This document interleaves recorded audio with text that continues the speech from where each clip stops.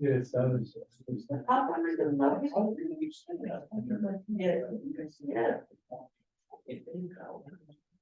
That hasn't been perfected.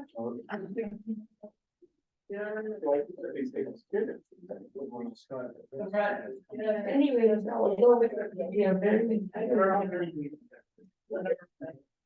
yes, maybe I'll get another minute, to be the 10 minutes, isn't it? But it's, it's already on, people don't tell each other to that, it's a beautiful who are here, it's audience fun about being. Yeah, that's what I think. Yeah, I think audience fun. Just allow me but nothing other. None of the horrible. Yeah. I really want people to. I'm still stuck on Bruno. I don't think. It's scary. That's what came to mind. It's not time. I hear something. Oh, good. I'm so glad. But we are fit audience so few. This is Supriya Chaudhuri. What am I doing? Sorry. Yeah, well. Prince, can you hand it up? That's what I'm doing? Yeah. No. Yes, You I'm are. going to begin in fact. Prince is easy. Then we will pass this, isn't it? Yeah, this long introduction. Please, just short. No, I'm not going to. As much of that. We have written it. Yes. Yeah, I hope it's right.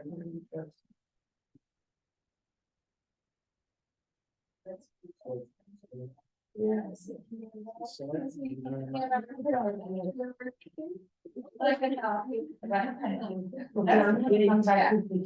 That's good. Okay. I think I use my computer. I don't have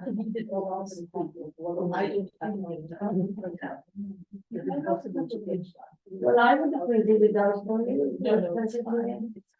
Okay.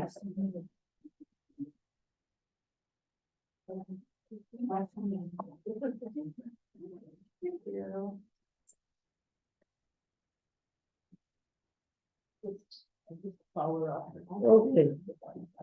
Now,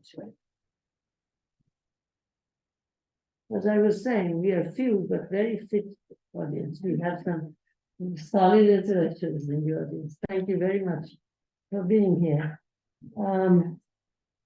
Okay, it really does give me a great deal of pleasure to present to you my dear colleague, friend, and sister, Professor Supriya Chaudhuri. Before I list a very small selection of her achievements, I want to strike a personal note. When I was first asked to give a serious lecture on democracy in Bengali, it was Supriya Chaudhuri I selected as my chief discussant. That was my first serious lecture in Bengali, so that's a strong personal note. And for full disclosure, Supriya Chaudhuri is an important member, minute taker by efficient personal choice, of the editorial committee of the Bengal Library, a bilingual series of Bengali texts since the 12th century, contracted with Columbia University Press. We should have Dr. Naeem Mohaiman in the audience. He said he would come. He's a relatively recent Columbia PhD. I mention him here because he donated his artwork toward the considerable funds required for this series. So in absentia, I remember him, and Supriya has written on him. I'm just going to. But you should also know that she holds a black belt second rank Nidan from the International Karate Organization, Kyokushin Kaikan in Japan. I think this is a very important thing. To me, this is more important than anything else. She's Professor Emerita in the Department of English, Jadavpur. She was educated at Presidency College, my alma mater, and the University of Oxford, first class honors in English from St. Hilda's College in 1975, and DPhil in English Renaissance Literature in 1981 at St. Anne's College. She has taught at Presidency in Jadavpur, research interests, modern English and European literature, Indian cultural history, modernism, theory, cinema, sport, and urban studies. Recent publications include edited books, Religion and the City in India, Commodities and Culture in the Colonial World, articles in Spencer Studies, Bioscopes, South Asian Screen Studies, Thesis 11, Postcolonial Studies, chapters in the Bloomsbury Handbook of Postcolonial Print Cultures, Oxford Handbook of Modern Indian Literatures, Form of Ideology and the Ideology Form, Cold War, Decolonization, and Third World Print Cultures, Machiavelli Then and Now, The Cambridge Companion to Tagore, Blind Spots of Knowledge in Shakespeare and His World. She's held visiting professorships at Oxford, Cambridge, Barikat, Virginia, Delhi, JNU, and she has done all kinds of things for the Indian Staff University Grants Commission, etc. I'm going to skip that. She has been a member of the advisory board of the National Library of India, and she also judges. This is an important thing: Commonwealth Literature Prize, Sahitya Academy Literature Prizes, etc. She has translated for the series Oxford Tagore translations.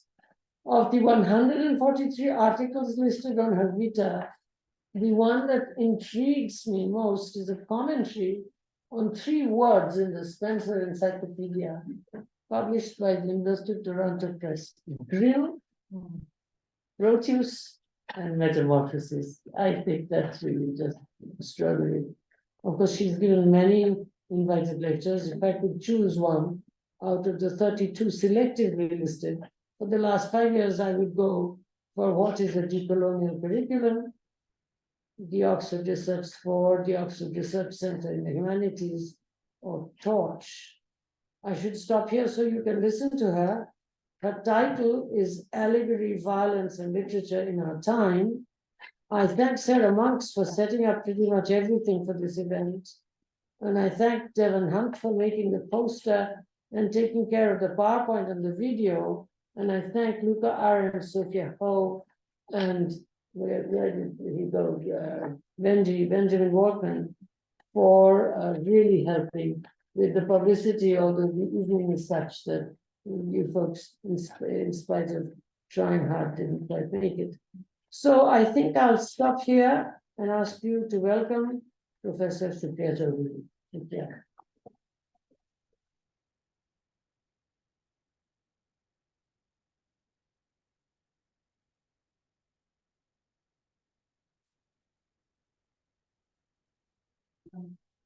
Actually, since there is no PowerPoint, you don't need to move. There's no PowerPoint. No. Oh, okay. So you can continue to be there. Also, that could be nice, the PowerPoint. Thank you very much for that extremely kind introduction, Gayatri, Professor Spivak. And thank you for inviting me to speak here. My thanks also for all the kindness and hospitality I have received from so many people. I feel very privileged to be here, but I must say that I'm also filled with trepidation, both because of the nature of my audience and because of the ambition of my title, which I'm sorry to say my paper may not entirely fulfill, especially because what I have to say is still quite tentative and requires more thought. So I will be very grateful for your responses. I don't know whether the abstract was circulated, but basically it is more or less what the title says it is, though perhaps, as I said, the title is a little more ambitious than the paper will turn out to be.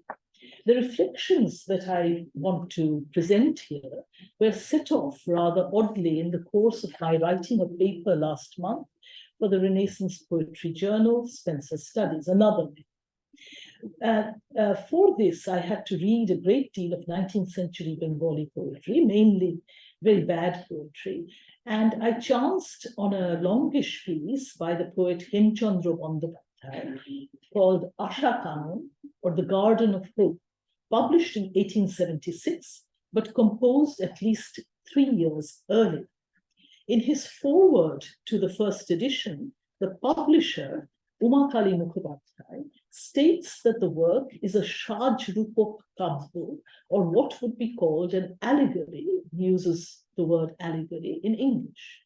Explaining the term, he asserts that there is no exact equivalent for allegory, either in Bengali or in Sanskrit, despite its resemblance to figures of speech that the rhetoricians, allegoric, call aprastuta prashansha, using the Bengali pronunciation, aprastuta prashansa, or anyokti, where an implicit subject is referred to under the veil of an explicit object.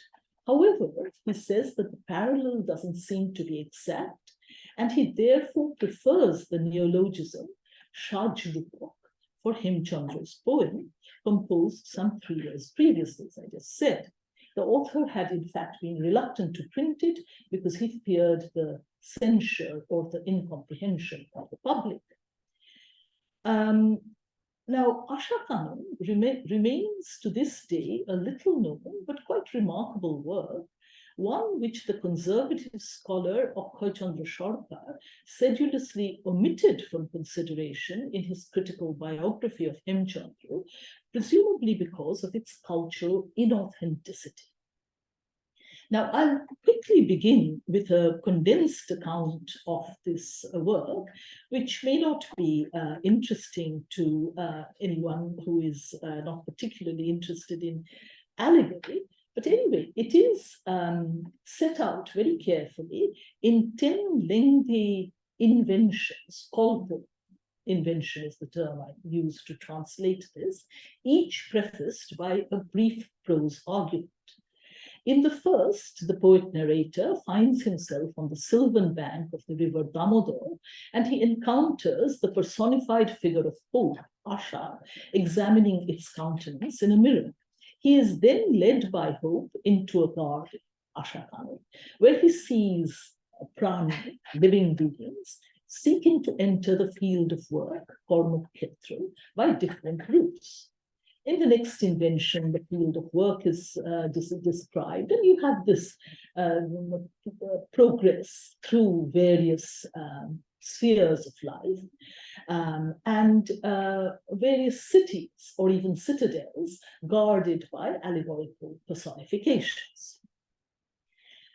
So you have, for example, one city, the Karma-khetra, the field of work, at the center of which stands the Mount of Fame, Yashashri. In the third invention, the narrator enters the Garden of Jewels, and so on. So anyway, from invention to invention, from Kalpana to Kalpana, the poet continues.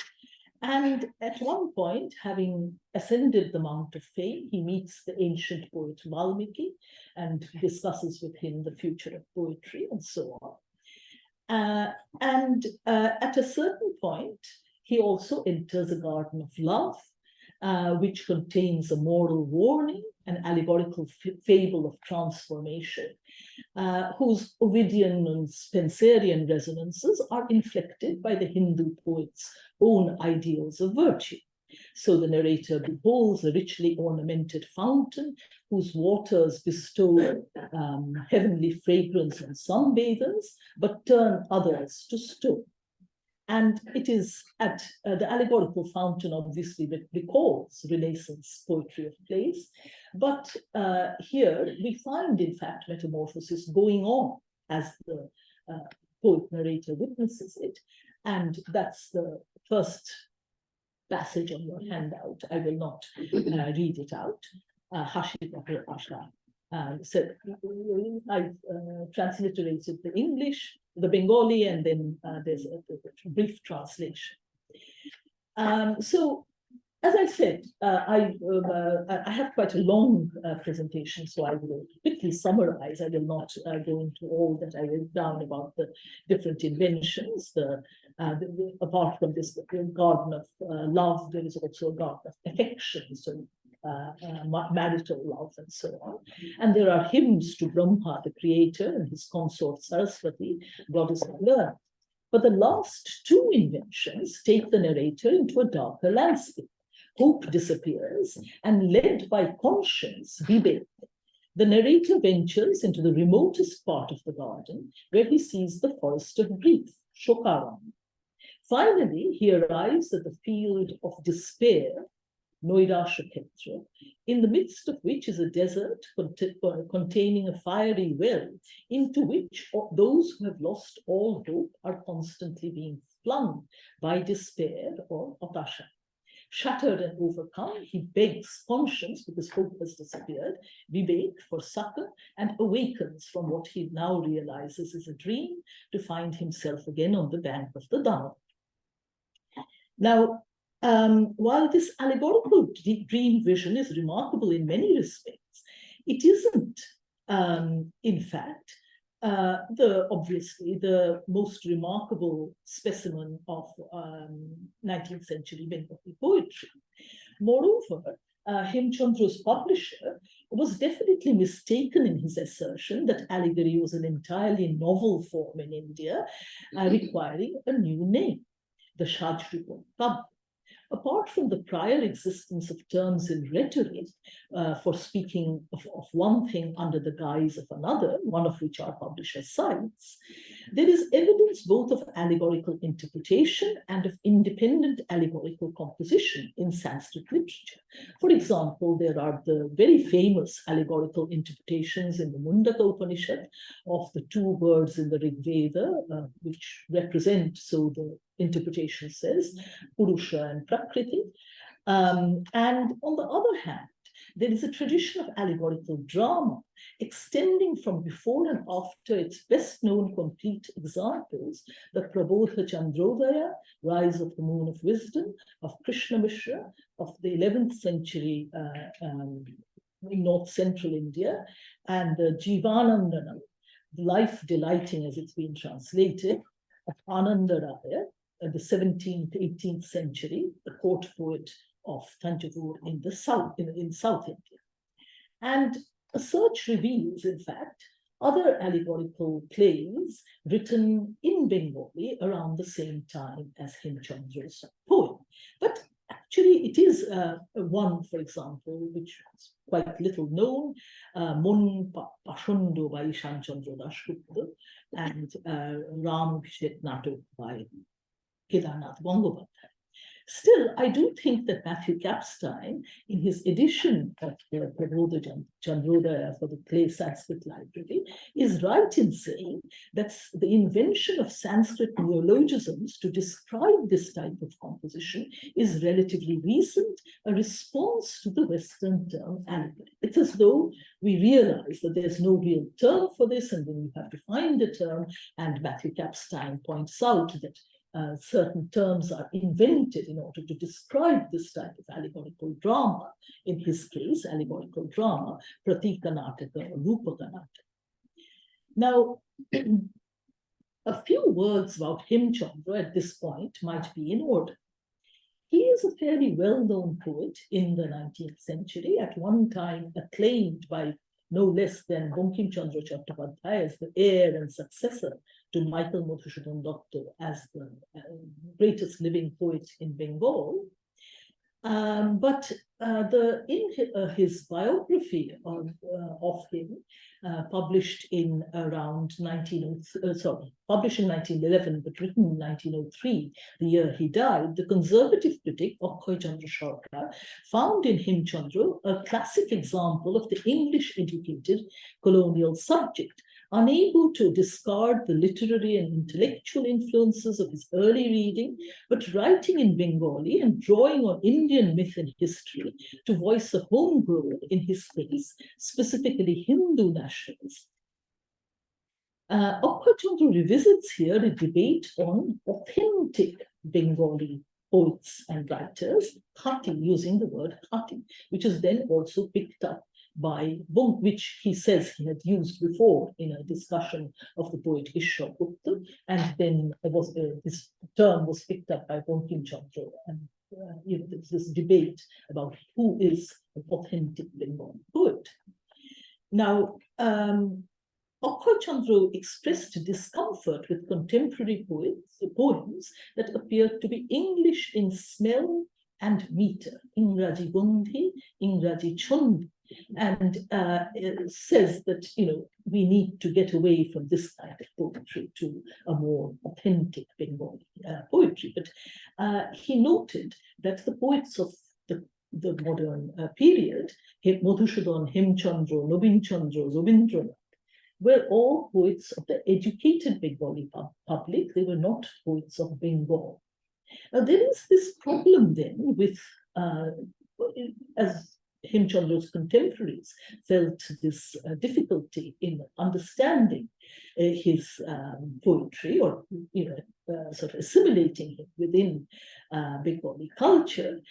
For Akhoy Chandra, Hemchandra's positioning within this category of educated, implicitly English-educated Bengalis and their intellectual milieu subjects him to the cultural contradictions of the colonial moment, making him heir to that Hegelian unhappy consciousness attributed by Sudipta Kobiraj to his greater contemporary, Bankim Chandra himself.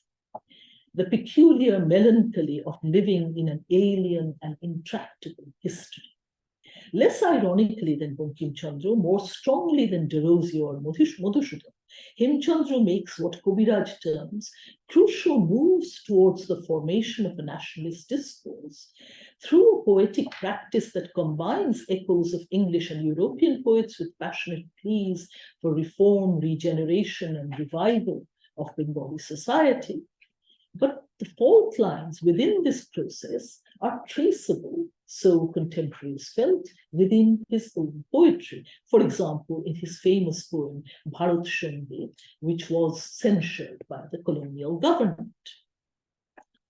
The dream allegory of Ashakan makes no reference, which Hemchandra's other poems do make reference to political events, are indeed political poems. Bharat Shangit, for example, Bharat Bilap. There are a number of these poems, some of which were translated into English for the express purpose of being prosecuted under the sedition law.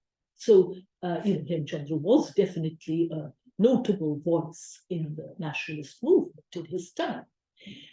But the dream allegory of Ashakan makes no reference to political events. It's nevertheless profoundly shadowed by a type of cultural melancholy, that a journey into the garden of hope should end in despair, especially in the scenes of grief, torment, suicide, and destructive violence that are described in the last two books, is representative of the self-understanding of the colonial intelligentsia, condemned to pursue a professional career in the civil service or judiciary. Hemchandra did pursue a professional career in the judiciary without real agency or independence, while both conscience and intellect drew it to espouse nationalist ideals in a climate of political repression. In the end, it is the stern figure of conscience, Vivek, a familiar figure from the traditional theatre or jatra, with its roots in the devotional spirituality, bhakti, of 15th and 16th century Bengal, who takes over the role so far assigned to Pope, providing counsel to the narrator during his final ordeals and telling him that a fiery well of despair, Hatashpu, is the divinely appointed end to the garden of hope. Now, what this poem seems to convey is both an admiration for the formal allegorical set piece, of which Hemchandra would have read examples in that master text of colonial pedagogy, D.L. Richardson's Selections from the English Poets, which was prescribed in the Hindu College and thereafter. But it's clear that Hemchandra would not have agreed with its compiler's contention that the riches of poetry would compensate a subject race for oppression and penury. In these scenes of suffering and despair, he may have been thinking of the material conditions of colonial servitude, the hardships and disappointments of the field of work that the quiescent subject of Macaulay's educational program was being trained to end. Now, you will have noticed that by offering this suggestion, I have moved on from the explicit allegory of Hemchandra's poem, which is constructed by means of the debased figure of personification on the one hand, and a helpfully tagged symbolic landscape on the other, basically involving the actualization of metaphors like the field of work, the mount of fame, the house of desire, and so on, to the possibility that the poem as a whole gestures towards the fate of a colonized race, that it harbors, as of course it must, a political unconscious. Now, since I have used this phrase, perhaps I should acknowledge its originator, Fredric Jameson, whose commitment to allegorical interpretation became evident in his book, The Political Unconscious, in 1981, and has continued through to 2019, when he published Allegory and Ideology. Now, together with Paul de Man, Jameson was instrumental in making the term allegory indispensable to our reading practices today, though he and de Man are at different poles of the reading spectrum. Both, moreover, offer us types of allegoresis, that is, reading allegorically, a practice much older than formal allegory itself, both in India and in, let's say, Greece, as much as they theorize allegory as a mode. Now, it's interesting that in The Political Unconscious, Jameson began by citing the Christian four-level interpretation of scripture: literal, allegorical, moral, and anagogical, summed up in the handy Latin distich, litera gesta docet, quid credas allegoria, moralis quid agas potendas anagogia. The letter teaches events, allegory what you should believe, the moral or tropological sense what you should do, anagogy where you should aim. And this, of course, was a practice of interpretation which became current, well, from the 4th or 5th century onwards. It was set in place by the Christian fathers, by patristic authors, but they had already drawn on Stoic, Neoplatonic, and Judaic allegoresis. Early patristic hermeneutics distinguishes at first 3 and then 4 senses of scripture.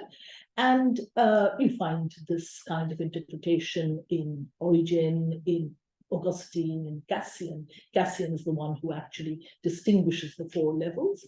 And they are explained very clearly by Dante in the Convivium, in the Convivio, as well as in the letter to Candrandi.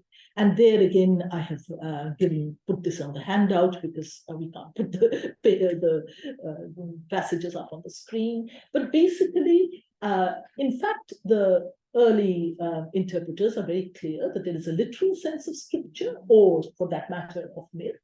And there are a number of figural senses, which could be 2 or 3 added on.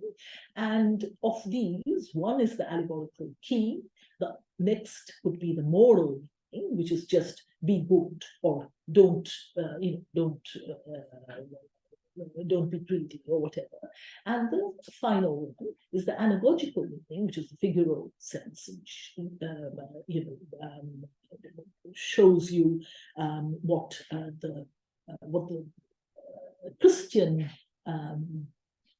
plan of history is tending towards, as it were. So I can read this passage, but it's very long. It's on your handout anyway. Now, it's curious that Jameson prefers this type of Christian doctrinal exegesis to the more rational allegories of classical myth offered in antiquity by Stoic philosophers. For example, the Stoic Balbus in Cicero's De Natura Deorum, who argues in a much more rational way that a myth can be understood in three ways: literally as an exaggerated version of historical events, which is called euphemism, or B, as a representation of the forces of nature, the physical forces of nature, which is actually very, very interesting for our own time. And I wonder why this is not more generally used. And thirdly, as a moral or spiritual sense, as favored by the Neoplatonists. For example, Porphyry's On the Cave of the Nymphs in Homer is an example of a spiritual allegory of a Homeric passage. Now, instead, Jameson prefers these four Christian senses of scripture, and he produces a Marxist version as follows: anagogical, the political reading, the collective meaning of history; moral, the psychological reading, which applies to the individual subject; allegorical, the allegorical key or the interpretive code; literal, the historical or textual referent. And this is in the political unconscious. He has another version of this in Allegory and Ideology, which I will not cite. It's on your handout. Now, I will have more to say about Jameson's allegorical readings, which are certainly more subtle and powerful than this programmatic outline might suggest.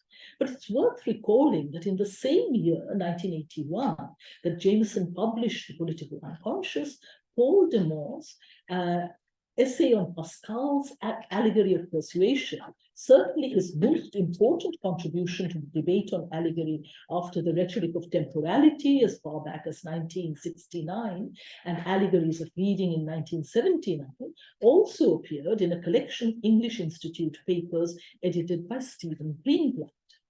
In the rhetoric of temporality, de Mont had instituted a suggestive pairing between the similar yet opposed figures of allegory and irony.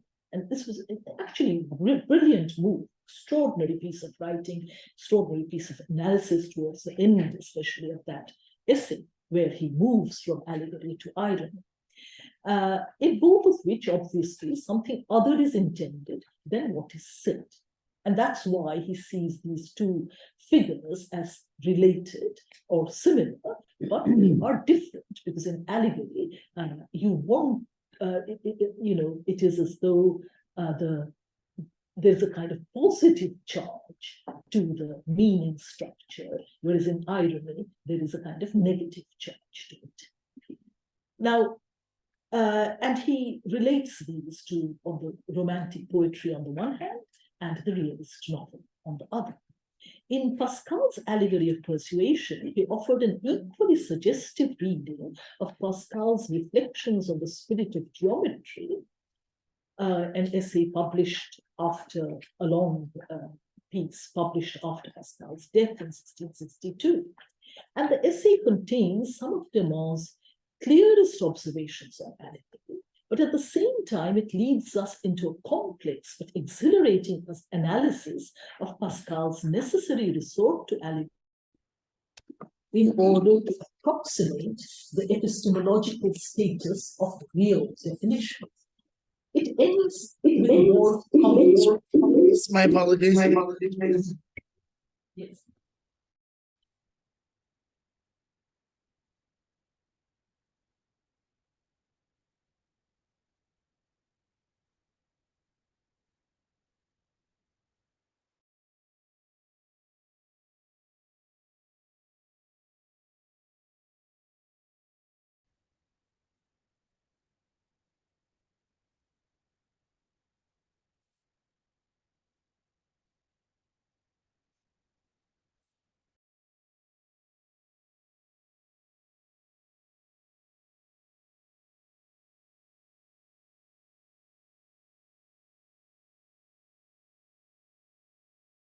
Semantic function, though strongly in evidence, is not primarily determined by mimetic moments.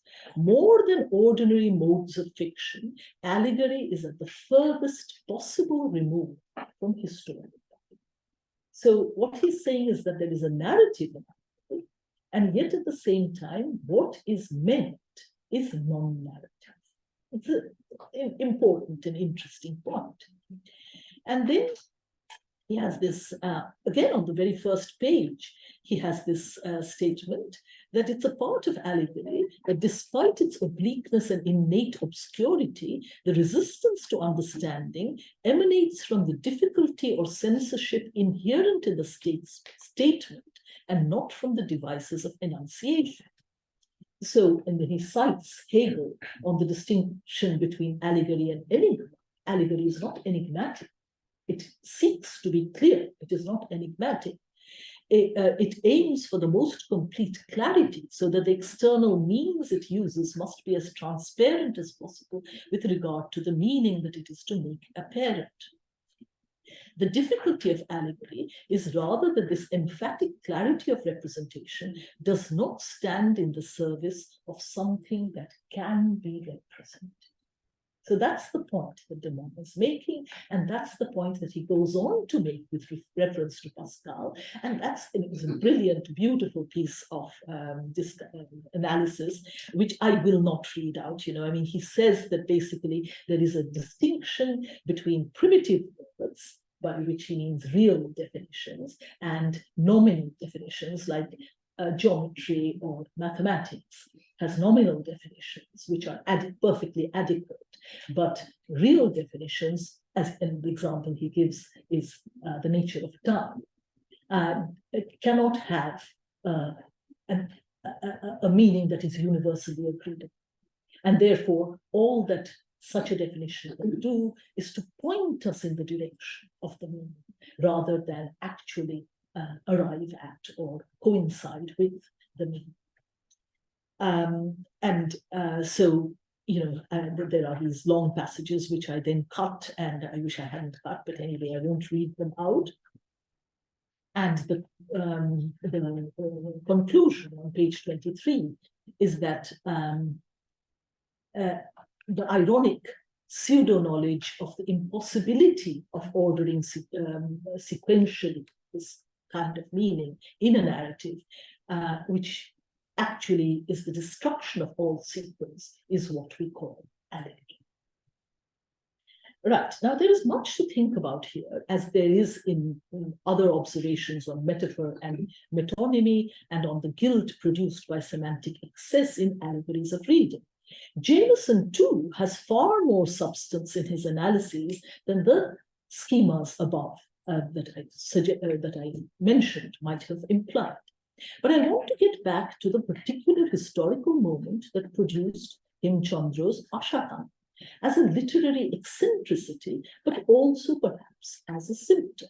And I think that, what really led me to think about these matters and try to write about them is that we haven't in modern Bengali cultural studies, or indeed in South Asian cultural studies, we have not really been very attentive to allegory. Allegory is obviously a notable feature in the writing of many major authors, notably, for example, Tagore.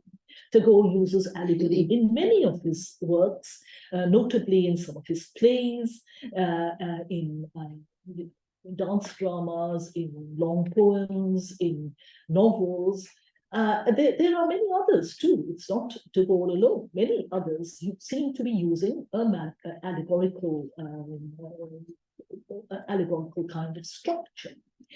And it's also true that there is an inescapable link between modernism and allegory. And there seems to be that kind of link is also possibly taken over from an exposure to European modernism and a kind of influence from there.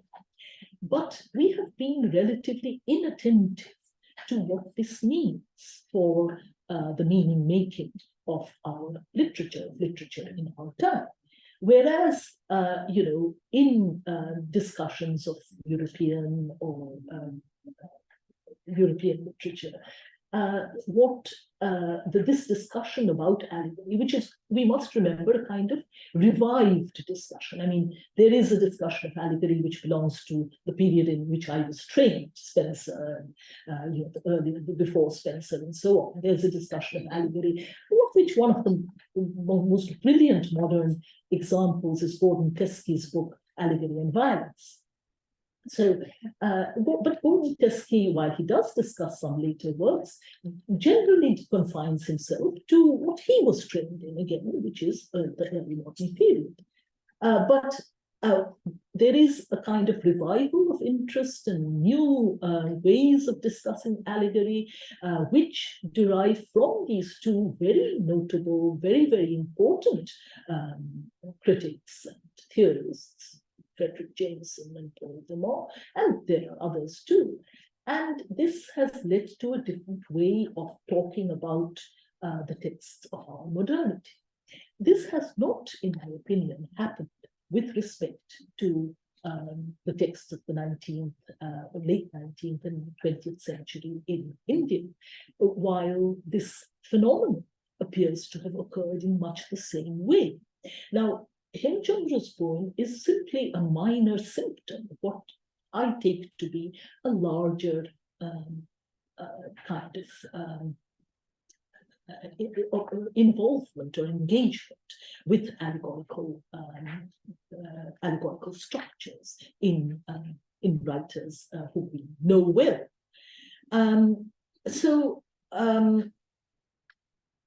I think that we also need to be clear that while much contemporary theory, and some of this we have already looked at, blurs the distinction between allegoresis, reading for the allegory, and allegory as a mode or genre that is the product of conscious rhetorical choice, there can be no doubt that Hemchandra chose the literary mode of allegory. That it is not a question of our interpreting the poem allegorically, it is an allegorical poem. And this is clear from the fact that he uses the mode of personification. And despite the antiquity of this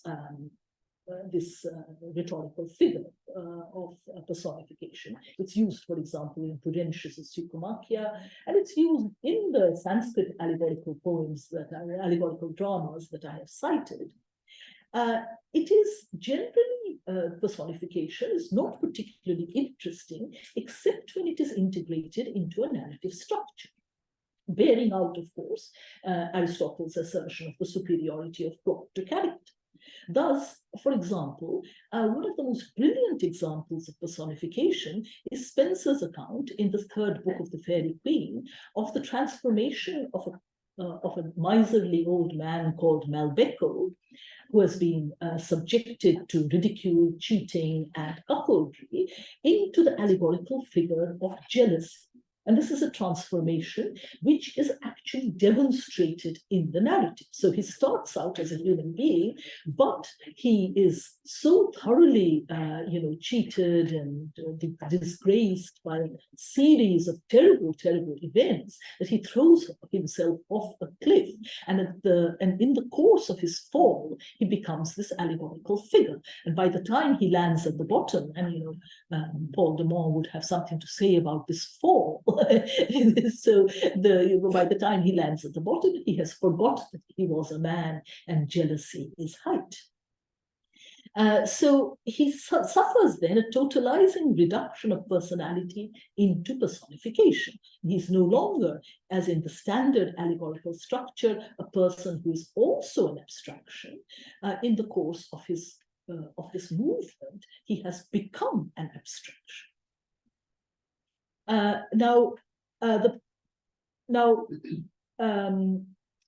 This is an example of what Gordon Teskey terms a kind of semantic capture, and he associates this with the violence of allegory. That allegory captures something, an abstraction, out there, or in a person, or in events, or in a historical chain, and this kind of capture is a violent act, so Teskey argues. And this is something that had also struck Walter Benjamin in his reflections on the Baroque German Trauerspiel or mourning play. For Benjamin, this violence wasn't so much a matter of the extraction of meaning itself, or the contrast between allegory, with its strictly demarcated levels of semantic operation, and the false unity of image and meaning projected in the romantic theory of the symbol, but rather he sees here a historical crisis when signs and phenomena no longer carry their meanings with them, and therefore there is a kind of necessary violence required to yoke heterogeneous ideas, as it were, to their material, to the material objects which are required to represent them.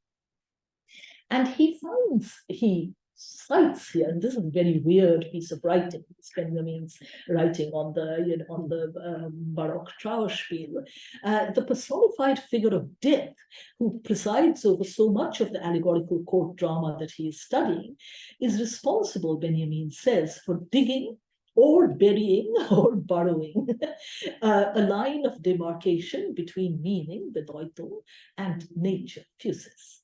So I give the German, this is for you, likely, because you pointed out this debate about the translation of the passage. So the passage is there both in German and in the English translation by John Osborne. So death digs most deeply, or inters, or buries, or burrows. It's not really very clear, but it seems at this point, digs most deeply the jagged line of demarcation between physical nature and significance. Now, at a simple level, what this means is that allegory flourishes after, for example, the death of classical myth and the pagan gods. So, you need allegory to explain things that no longer carry their numinous power with them. So the gods, the classical myths, no longer carry that numinosity with them, and therefore you need to explain them, to have recourse to allegory. But he says that nature and history too are transfixed in the death mask of allegory. In allegory, there lies before the eyes of the observer the facies hippocratica of history as petrified primal landscape. Now, because so many of our authors are interested in history and are repeatedly telling us there is a disjunction between allegory and history, that on the one hand, history is fluid and moving, allegory is fixed and, like a death mask, or allegory is not temporal, while history is a movement in time. Let me try to return to the question of the relation of history and allegory in the literature of our modernity, and I will not take too long, but we did start a bit late. Now, is there a specific moment in our history, a point of crisis where available literary forms appear to be exhausted, representation seems to fail, and allegory, with its overvaluation of abstract meanings against the chaos of sensations and events that constitute the phenomenal everyday, presents itself as a mode for poets and authors? Or should we say rather that the literature of our modernity, because of its blindness to its own conditions of production, yields to allegorical reading? Both in Europe and India, the form that seems to take the conversation away from allegory is the realist novel. And yet it is the realist novel, built on a troubled relation between the explicit and inexplicit, metaphor and metonymy, that harbors the political unconscious and demands the allegorical or ironic readings offered by Jameson on the one hand and Demont on the other. At the same time, it is my feeling that if I am right in reading Himchandra's poem as a symptom, it's a symptom of a more extensive and open recourse to allegory in the literature of our modernity. From history, a term that is produced by a historical crisis, as much as by the need to grasp from a history that has become alien and unrecognizable the structure of a meaning that yields to a different order of narrative exposition. So right through the 19th century in India, you have history as romance, history as fantasy, history, স্বপ্নলব্ধ ভারতবর্ষের ইতিহাস. You have history presented as a form of romantic reconstruction, history completely falsified, like Naveen Chandra Sen's Polashir Juddha, which is a completely unhistorical work. And you have history as allegory. The three works that I would like to just discuss, or at least draw your attention to, because while I have a longer discussion here, I'm not sure how long I should go on for, are Rabindranath Tagore's novel Gora, composed 1907, between 1907 and 1910, Salman Rushdie's Midnight's Children, 1981, and Akhtaruzzama Ilyas's Khwabnama, The Book of Dreams, 1996. So 3 books that more or less take up the whole of the 20th century, which is the past century. It seems very strange to speak of it in that way, despite the fact that these are precisely the sort of texts that appear to submit most readily to Fredric Jameson's characterization of third world literature as national allegory. I'm not going to enter that debate, sort of this brilliant answer to Jameson's original article by Rajaz Ahmed. Then Jameson himself makes a further response in Allegory and Ideology, which is where I read it. He may have published it earlier, I'm not sure of this. But anyway, there's this controversy about third world literature and national allegory. I'm not interested in that. I just find that these 3 works are interesting in their own right as allegorical works. Now, and particularly because in the first, let's say, Gora, it does seem that Tagore makes a conscious decision to read history as allegory, to trope history as allegory. And this he does almost in the spirit of what Clifford Geertz calls blurred genres, a refiguration of social thought by the drawing of cross-generic analogies, a strategy based on the recognition within one discipline of the cognitive need for a principle of explanation belonging to another. Now, you may, of course, recall that the political climate in which Gora was composed was one of extreme unrest and, on Rabindranath's part, of personal unhappiness and disquiet. It was written in the aftermath of the Swadeshi, of the partition of Bengal in 1906, and the Swadeshi movement, which occupied the years immediately after. So between 1907 and 1910-11, when Tagore composed Gora, this is what was going on. But in fact, the novel that is about the Swadeshi movement is not Gora, it is Khoribai. Gora is set in 1878, more or less clearly identifiable by reference to the Russians beating the British in the Second Afghan War, I think it is. So there is, other references possibly to Lord Lytton's vernacular press act. So it is a historical novel in that sense. Tagore is writing it about a period in history that is already past.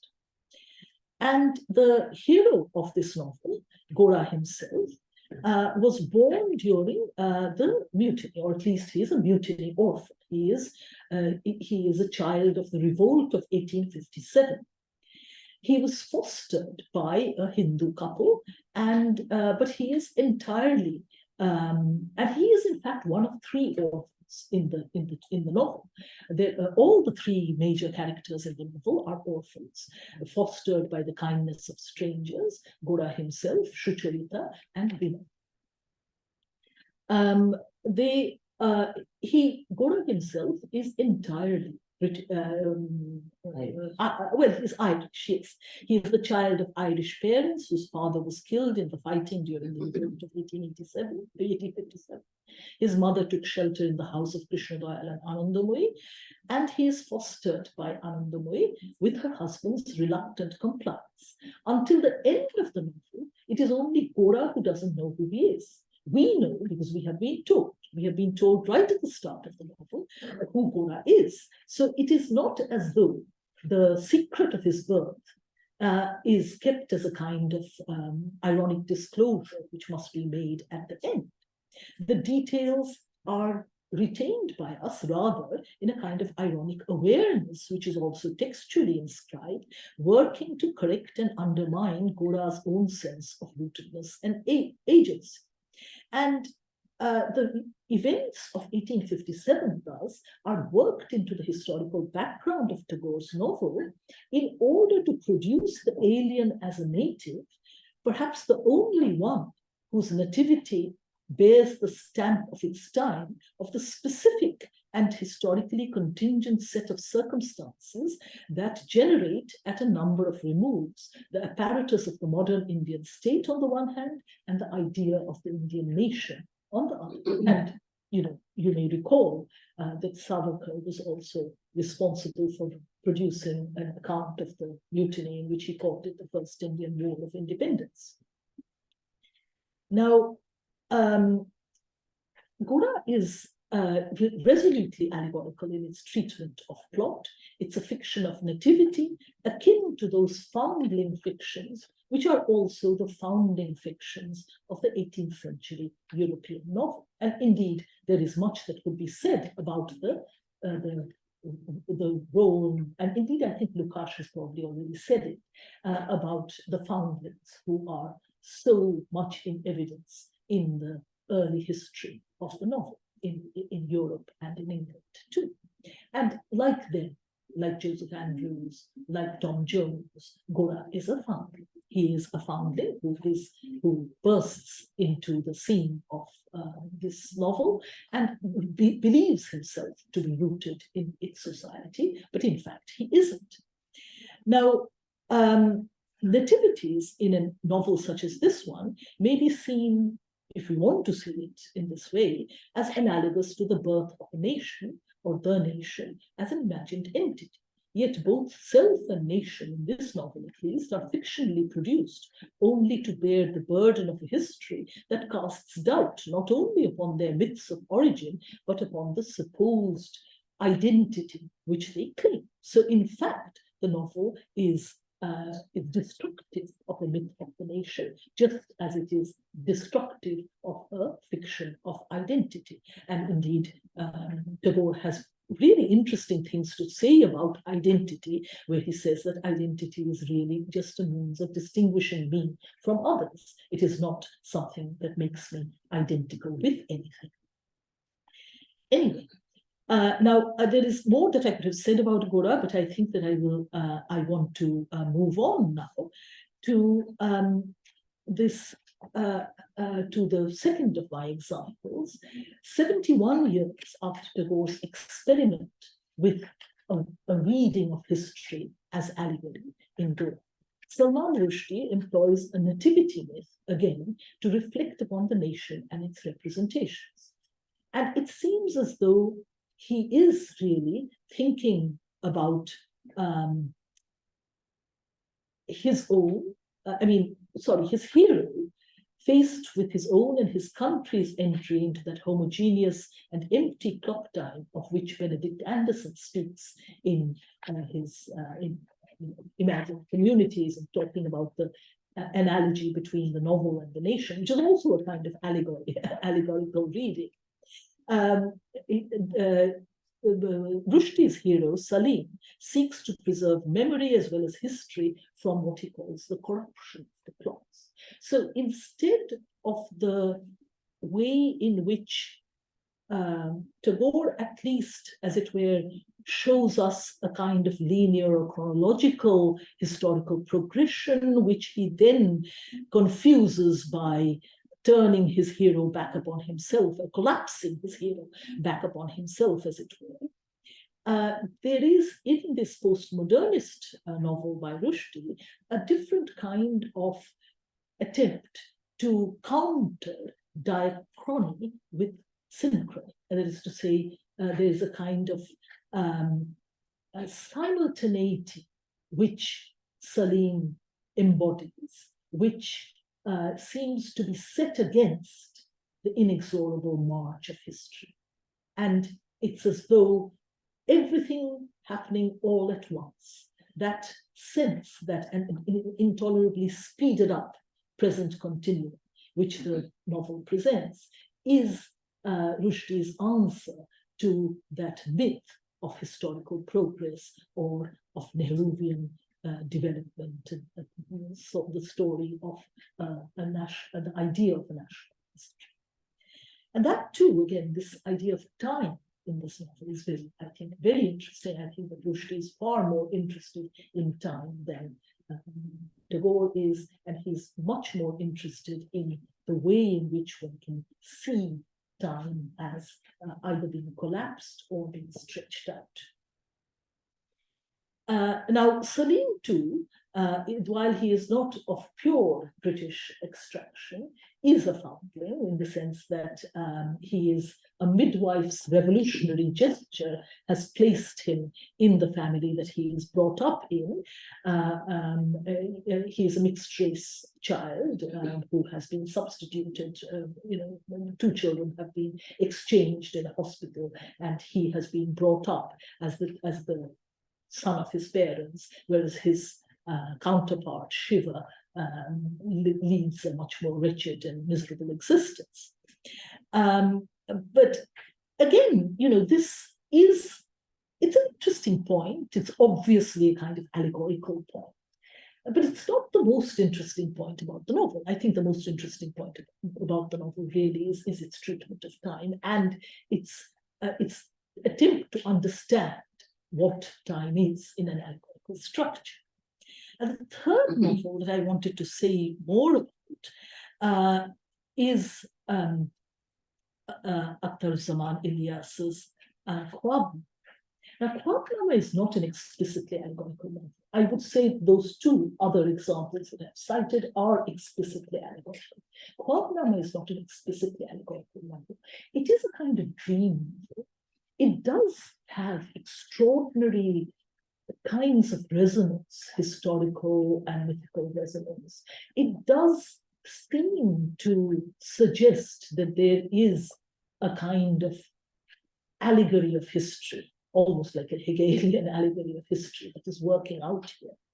But it is not constructed in the way that these other two examples of mine is constructed. And to me, what, again, I'm maybe picking out something that is not necessarily what is foregrounded in the novel when it is read as a political novel, for example. It is obviously a political novel.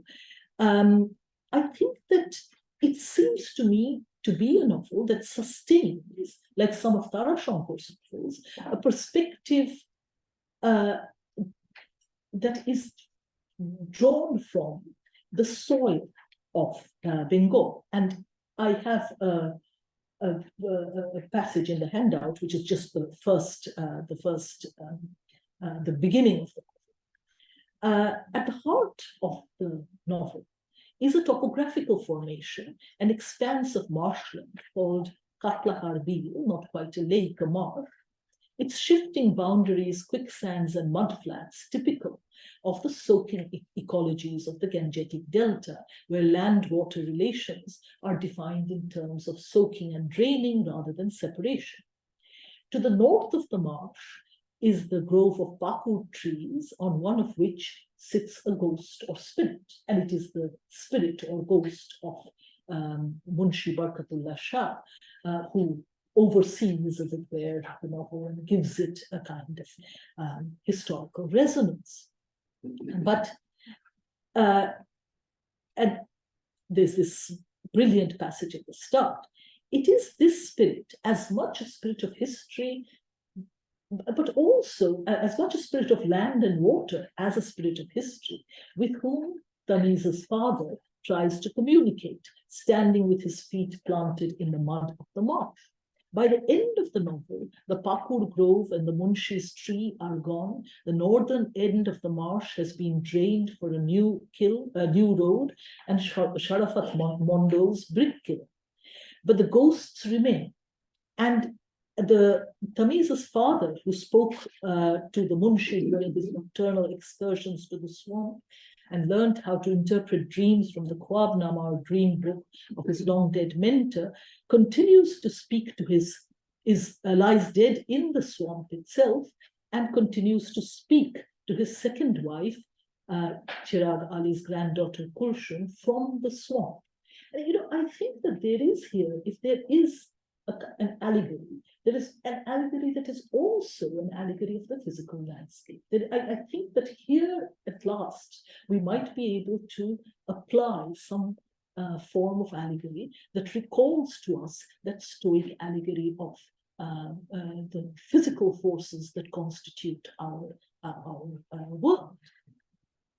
And at the end of the novel, there's this scene of vision where the child Shukina sees this cloud of fireflies ascending to the moon, and she says that she sees the fire pot, the pot being the pot of rice cooking on the fire. And it is a vision that calls up generations of hungry peasantry, that it calls up the history of dispossession and hunger, and the kind of history that obviously Ilyas is gesturing towards. But at the same time, I think it does seem to me to recall a setting, a landscape, a swamp which is at the center of the novel, and which the whole novel really tries to represent. Now, I think that at this point, I should stop. I could make some kind of concluding remark, but I really want to ask at the end a number of questions about why and how, why we don't think more about allegory and what allegory means to us, and how we can understand it, how we can interpret works in terms of their allegorical structure in the literature of our time, and also whether this is a valid way of reading this kind of literature, or whether there should be, whether we require other terms, neologisms perhaps, to describe what we are doing with the literature of modernity. Thank you.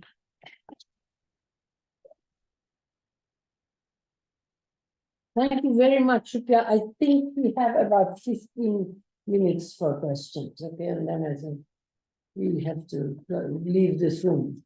Are there any questions? Gary. Hi, Joey Slaughter. I wanted to ask you, so back to the title, and unless I missed something, which I could have, I erased your teaching, so yes, my mind's a little scrambled. But to talk a little bit more about the violence and the question of violence here. You talked about it in terms of, I missed the name of the one scholar who talked about allegorical capture, and in terms of the figure of personification, the sort of reduction of an abstract to a person, right, into an individual. Could you talk a little bit more about that in terms of your own sense of where violence, where violence comes into these structures? Okay, noted. I'll ask Akhil, and because we have so little time, let's take 3. Okay, will you remember this? Yes. Go ahead, Akhil, and then Robert. Let's take 3 questions, because there's no time. Should be honest, in a way you pose a challenge after about why it is that there hasn't been more attention, and it's come in the form of an neologism. But all the evidence is there that it's really going on, and I'm just curious about the extent to which there are a miscellaneous of phenomena that can be described as allegorical, but you need something more to constitute it all into a genre of the allegory, right, or of work. As you say at the end, the whole novel displays, as an allegory rather than this particular trope, that particular personification.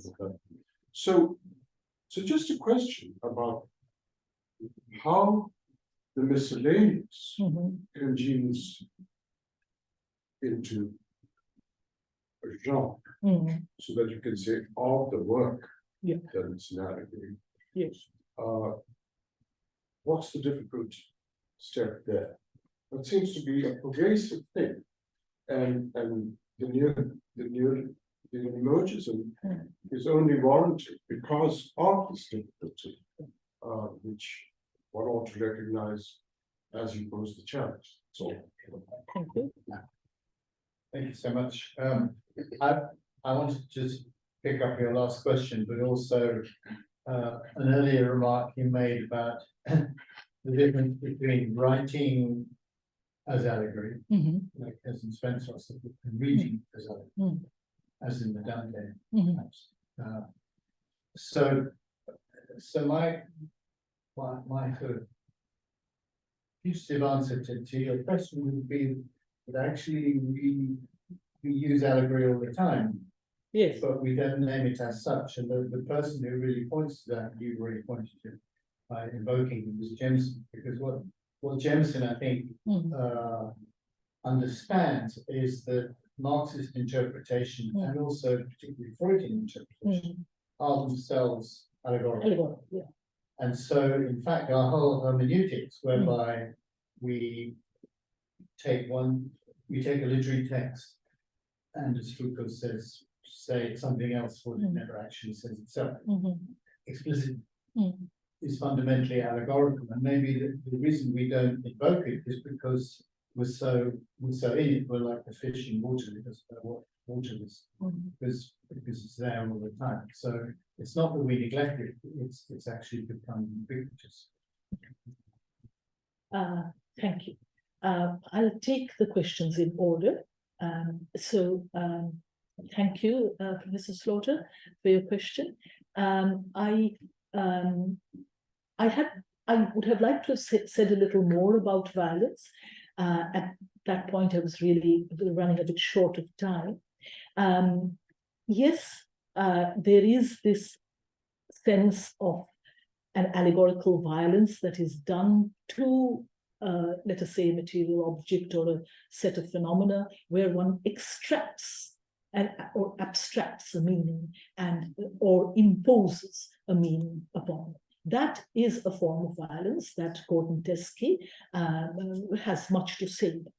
But I think that another kind of violence that I wanted to sort of link to my reference to Benjamin is the sense that at moments of historical crisis, where other kinds of historical violence, political violence, are taking place, or even civilizational violence, ideological violence are taking place, it seems that allegory becomes the chosen form because of its potential for making meanings explicit in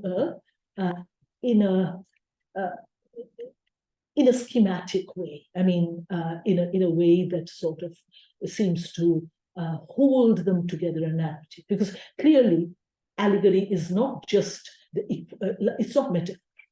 It's not metaphor. So just saying that one thing is like another is not allegory.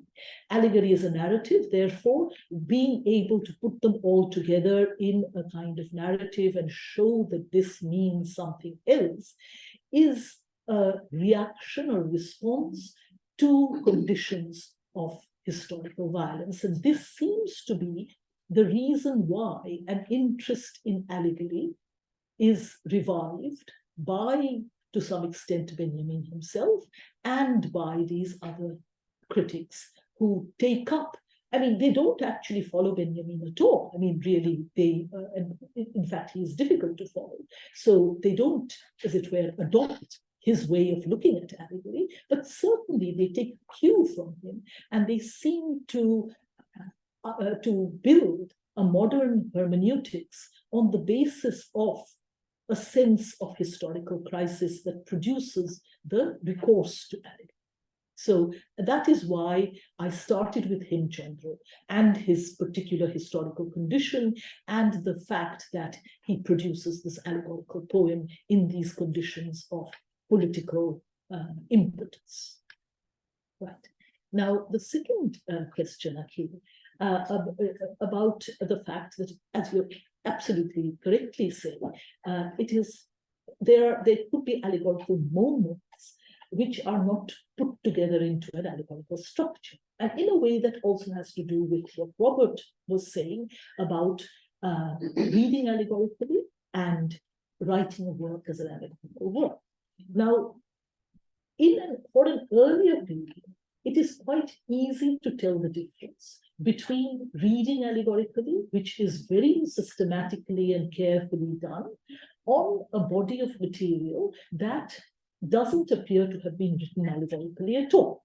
So basically the classical myths, beginning with the Pseudo-Heraclitus, the Homeric allegories, the classical myths are read allegorically by the Stoics and the Neoplatonists. And then you have the Christian allegorization of scripture in very, very systematic and programmatic way. And it's quite clear that this body of work is not written allegorically, but it produces allegorical meanings. Now, of course, there is some part of it which is also part, I mean, in a way it's sort of allegorical, like the parables. The parables in the Bible are sort of allegorical, but anyway, let them be for the time being. Then you have a slightly later phenomenon, which is writing allegorically, producing an entire work with an allegorical structure. And this, from Prudentius' Sycomachia onwards, through medieval allegory, you have a great vogue for this kind of writing. And the more complicated and difficult and attractive you can make your writing, Spencer says that it is also in order to make the work pleasant to read. So you seem to be writing a poem about a garden and about roses, but in fact, the poem is about something else. And it gives you moral teachings or whatever under the guise of allegory, or it conveys a political message, or it tells you about the execution of Mary Queen of Scots, or whatever. And that is all written into that. Now, as you correctly point out, some of my instances, I mean, the two of my instances seem to be really properly allegorical in the sense that they are conceived as allegorical works. The hero, in each case, the hero is equated with something else that is outside him. He is placed within either a naturalistic or a non-naturalistic narrative, but each event of that narrative corresponds to some event in the history of the nation. And that could be an allegorical structure. In other cases, there could be, as it were, moments in which the work appears to speak to us in the voice of allegory, and yet these moments are not sustained. Then it seems as though the moment comes and then it goes away. Robert, your question about reading allegory and reading allegorically. Now, the point is that on the one hand, both Jameson and de Monk appear to be masters of allegories. In every possible way, the theoretical equipment that they're giving us are for reading, practices of reading, and telling us that our practices of reading are allegorical. Yet, both of them actually look at instances which are instances of allegorical works, in allegorical structures. Why does Jameson, in that Third World, the notorious essay on Third World Literature's national allegory, cite this Chinese writer whose works, he says, are explicit allegories? He says that they are allegorical. He doesn't say that there is a political unconscious here, that every work has a political unconscious. He says that these works are allegories. So, I mean, there is this worrying away at the fact that something produces them, that it's not just that every act of reading is an act of allegory, but that there are moments when there is a need to write in this fashion. So Okay, Naeem, you have a question, and Jennifer, you have a question. I'll make my question the third one, okay? So, Naeem, go ahead. By the way, I should say that I thanked you for your donation of, what you call it, your work for the series. And I also mentioned that she had written on your work before you came. So I'm just getting it said, but go ahead, be brief, because we don't have much time at all. Just very quickly, if we can have more about the context, which you referenced a few times, but we didn't have time to get into it. So Hemchandra, Unkin, you reference as an admirer of him, and then references Michael as an admirer, and then Tagore, all four writing in British colonial period. And I wondered if we could think more about allegory as also a device needed to shield some of the writing from the colonial eyes. And then, as you pointed out, fascinating book, the little book gets translated into English in order to censor it, which is an interesting thing for somebody who's been also in the legal. Yes. So whether also allegories being used to shield from the subject of criticism in some ways, but while also reaching the Bengali audience. I think for Tagore, maybe it's a little bit. With Gora, I don't feel like it was trying to shield that from British readers in a way. I just wonder if we can think about that a little bit more. Thanks so much for the paper. And I think I heard in your question about why does Jameson model his allegorical reading off of Christian hermeneutics and not the Greek tradition. And I think I heard in your question there a suggestion that Greek attention to the forces of nature might be a really useful way to think about allegory today. And so that got me thinking about the Jamesonian, all reading is allegorical, and every mode of criticism rewrites a text according to its master code. And so I understand that as open to the kinds of reading that we are doing in the present, right? So going back and reading everything according to the master code of planetary choices. Yeah. And so there's this moment in this last novel, which I don't know at all. Bob novel, yes.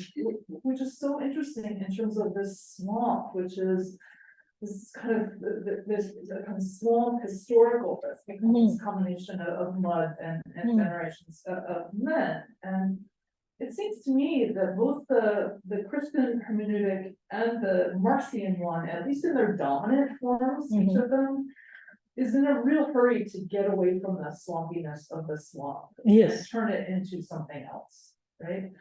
And so I'm not exactly sure what to do with that, like how to allow the swamp to be a swamp at the same time that when I think of the poem with which you began, it is also it too has a kind of treatment of landscape that is really unsatisfying in terms of the, so I guess what I'm trying to say is, the artificiality of the allegorical landscape as opposed to the kind of earthliness of the swampy landscape that you're trying to talk about, the kind of the gap between that swamp and what I think Bunyan describes as the slough of the swamp, right? Yeah. So I don't have an answer, but these are the kinds of things that your talk has kind of sparked for me in terms of what happens to nature in allegory, which I think is a really powerful.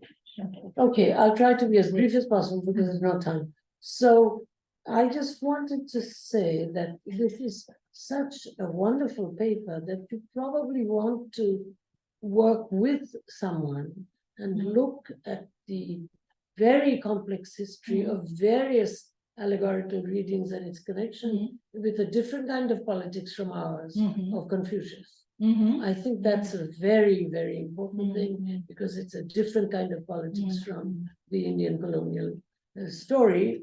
And also I wanted to say that, the Benjamin passage, what comes before, where he says that allegory does give a history, but it's a history, it goes with what you're saying, history of Leidenschaft, he says, with passion, suffering, I don't know how to translate it, but not sequential. And then he says the breakdown is written into allegory as it is written into physics of nature, because it is at the moment of the breakdown that signification emerges Mhm. about, Yeah, you know, the yeah. historical sequence. So to an extent, I want you to comment on that as it relates to your general argument. And the Confucius thing is a suggestion, because I think it would really enrich what you're talking about. So go for it very quickly, Yeah. because we got Well, to. thank you very much.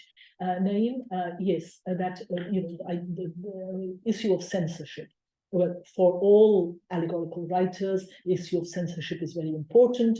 I mean, for Spencer, for example, the issue of censorship for people who are writing allegorical works during the reign of Queen Elizabeth, who was, you know, noted for her censorious governmental practices. So, I mean, during Hemchandra's time, obviously, you know, even Tagore, they are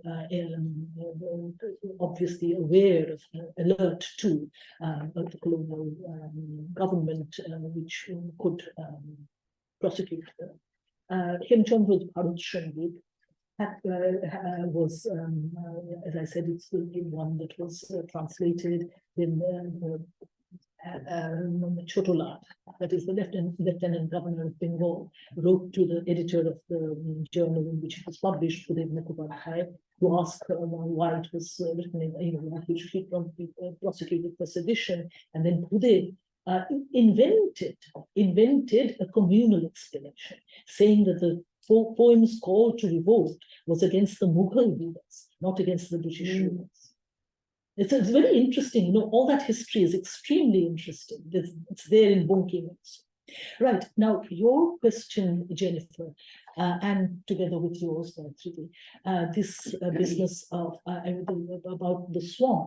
Now, I think this is absolutely fascinating. It's not really a question, it's an observation, and I take it very gratefully. I have an essay in the current issue of Spencer Studies, called, which is Reading Spencer with Somebody. And my essay is on reading Spencer with Donna Haraway.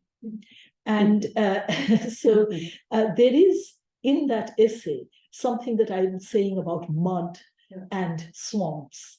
And, you know, basically saying that there is this allegorical landscape, but there is also in the poem itself, there is mud. And there is a sense in which Spencer is saying that ultimately this is a poem about a waste on the one hand, waste on the other hand, and waste on one hand and fecundity on the other. And, you know, it is in the mud that these coincide, the possibility of waste and the possibility of fecundity. And looking at Donna Haraway's Staying with the Trouble. So, I mean, I'm just referring you to that. And Gayatri, thank you very much for your suggestion about Confucius, about the Benjamin, you know, that business of a break.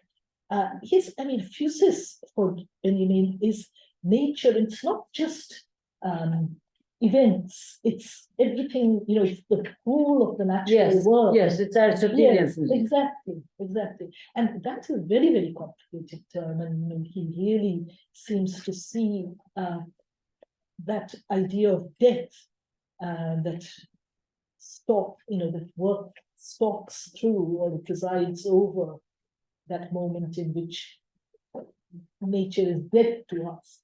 Also ecological self-management of Exactly, nature, yes, which relates it to our right. climate stuff today Exactly, yeah, as allegorical. right.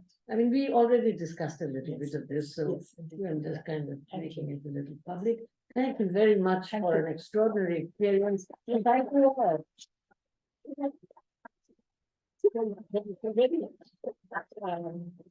Unfinished set of thoughts. Okay. Dr. Karu Shulila.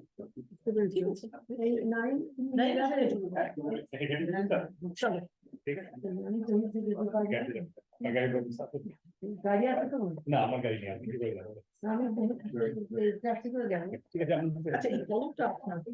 এগুলি ওরা দিয়েছে Yeah. এইগুলিও দিয়েছে খুব ভালো হয়েছে খুব ভালো হয়েছে But you know, as you can see, it's still very unfinished and I'm really. But that's struggling what with makes some- it interesting. Struggling with some